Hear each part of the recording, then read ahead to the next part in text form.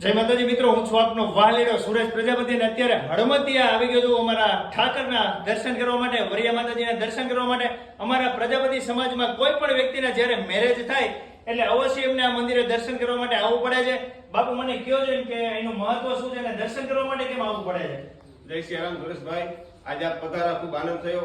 આપણે જે હળમતિયાની અંદર નકલંગ ધામ હળમતિયા, જે પોણા 200 વર્ષથી વરિયા પ્રજાપતિ સમાજનો ગુરુદ્વારો, જે સમાજની અંદર પરમ પૂજ્ય સંત શ્રી પ્રેમદાસ બાપુ, જીવન સ્વામી બાપુ અને અનેક સંતો જે આ પરંપરાની અંદર થઈ ગયા, એ સર્વે સંતો જે આ પ્રજાપતિ સમાજમાંથી આવે, એટલે એ પ્રજાપતિ સમાજ આજ વર્ષોથી પૂજ્ય બાપુને ગુરુપદ તરીકે ધારણ કરી અને વર્ષોથી આ મંદિરની અંદર અવારનવાર દર્શને આવે અને સમાજના કુળદેવી જે વરિયા માતાજી આજે પ્રતિષ્ઠા કરેલ છે, તે દરેક નવદંપતિ લગ્ન થાય અને પછી માતાજીને શ્રીફળ વધારવા અને એના આશીર્વાદ લેવા માટે પ્રજાપતિ સમાજ અહીંયા વર્ષોથી આવે છે.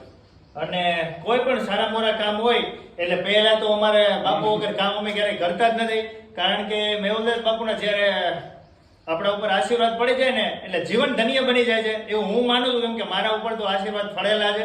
તમે પણ જ્યારે અહીંયા વાંકાનેર મોરબી તરફ આવો ત્યારે અહીંયા ઘણા બધા શ્રદ્ધાળુઓ દર્શન કરવા માટે આવે છે. એવી જ રીતે જો તમે પણ આ બાજુ ગમે ત્યાં આવો ત્યારે અવશ્ય આ ઠાકર મંદિરે નકલંગ ધામ દર્શન કરવા માટે આવવાનું તો ભૂલતા જ નહીં. બાપુ એક એડ્રેસ મને જરા કહી દો.